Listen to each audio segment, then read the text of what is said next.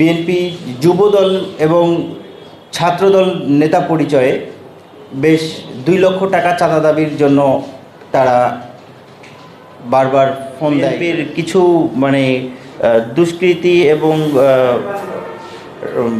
সন্ত্রাসী টাইপের যারা কিছু পদধারীতে বসে আছেন, এরকম হাতে গোনা কয়েকজন তারা আমাকে ফোন দিয়ে এবং আমাকে হুমকি দেয়। দীর্ঘদিন যাবৎ ব্যবসা করে আসছি অত্যন্ত সুনামের সাথেই। আমি তরুণ উদ্যোক্তা। রাজশাহী শহরে আমাদের যেহেতু কোনো কর্মসংস্থানের ব্যবস্থার তেমন কোনো স্থান নেই, যার কারণে আমরা কিন্তু প্রত্যেকে ঢাকামুখী বেশি।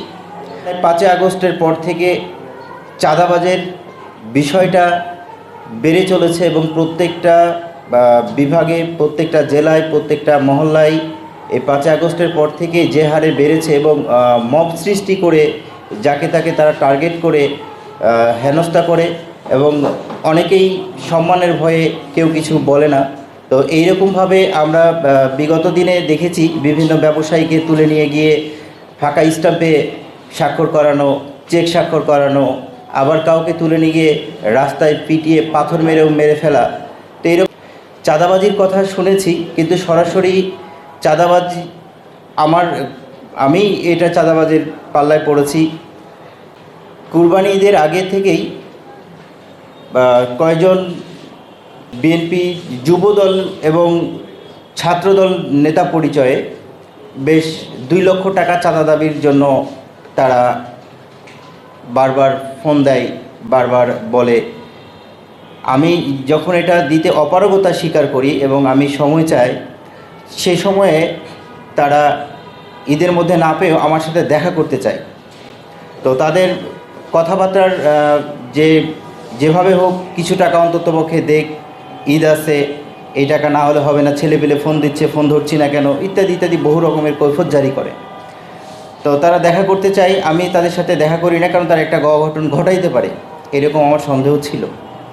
তো এরই ধারাবাহিকতায় 30 জুন 2025 বিকাল 3টার দিকে প্রকাশ্য দিবালোকে রাজশাহী জেলার সোনাদিঘির উত্তর পূর্ব কর্নারে, ওখানে একটা বিএনপি পার্টি অফিসও আছে, সে জায়গায় কেন্দ্রীয় সংসদের রাজশাহী বিভাগের সহ সাংগঠনিক সম্পাদক, জেলা যুবদলের সাবেক সভাপতি মোজাদ্দেদ জামানি সুমন ও রাজশাহী সিটি কলেজ ছাত্রদলের সাবেক সদস্য সচিব ইমদাদুল হক লেমন, সিটি কলেজ ছাত্রদলের সদস্য বিশাল রহমান, এরা সহ আরও বেশ কিছু বিভিন্ন সন্ত্রাসী মিলে ওত পেতে থাকে আমাকে ধরার জন্য।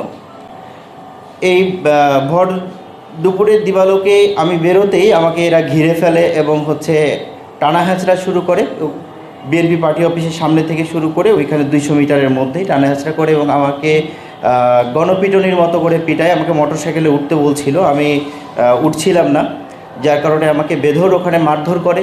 বেশ 10-15 মিনিট ধরে ওখানে হেনস্থা করে আমার শার্টের জামাকাপড় সব ছিঁড়েছে এবং আমাকে কোমরের শেষ পর্যন্ত বন্দুক ঠেকিয়ে আমাকে মোটরসাইকেলে উঠতে বাধ্য করেছে।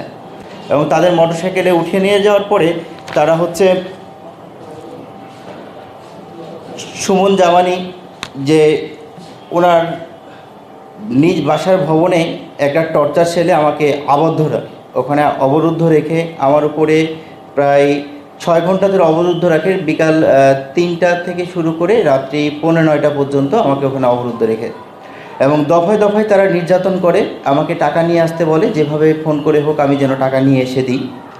আমি 2 লক্ষ টাকা তাদেরকে দিতে পারিনি।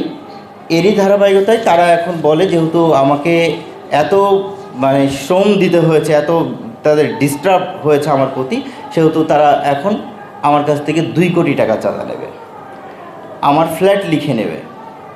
তো এইরকমভাবে যখন আমাকে করতে লাগে, একটা পর্যায়ে গিয়ে আমাকে খুব জোর জবরদস্তি করে আমাকে ফোন করতে বাধ্য করে আমার চেক নিয়ে আসার জন্য।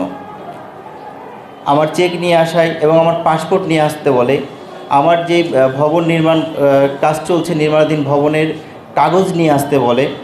তো আমি এক পর্যায়ে বাধ্য হয়ে আমার এমপ্লয়িদেরকে ফোন দিয়ে এবং এটা দিতে বলি এবং কি দেব সে এটা হোয়াটসঅ্যাপে নেবে যার হোয়াটসঅ্যাপ প্রুফগুলো আমার কাছে প্রত্যেকটাই স্ক্রিনশট আছে, যে হোয়াটসঅ্যাপে তাকে দেয়া হয়েছে।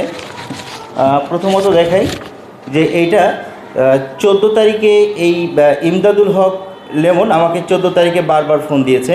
তার আগে সুমন জামানি ফোন দিয়েছিল, তার আগে আরও বেশ কিছুজন ফোন দিয়েছিল, প্রত্যেকে ফোন কল রেকর্ড আমার কাছে সংরক্ষিত আছে। তো আমি তার ফোন রিসিভ করি নাই।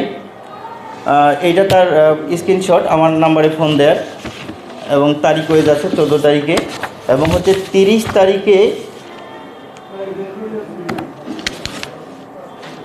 তারিখে 5টা 44 মিনিটে আমার নিজ নামীয় ডাচ বাংলা ব্যাংকের একটি ফাঁকা চেক, এই চেকটা তার হোয়াটসঅ্যাপে আমাকে দিতে হয়, যে কী কী নিয়ে আসবে তাকে যেন আগে হোয়াটসঅ্যাপে দেওয়া হয়।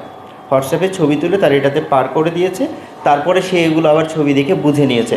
সাথে আমার এখানে একটা পাসপোর্ট আছে, আমার 2টা পাসপোর্ট, একটা মেয়াদ শেষ হয়েছে, একটা নতুন পাসপোর্ট। সে পরবর্তীতে এই 2টা পাসপোর্টই সে নিয়েছে, এটা তার স্ক্রিনশট।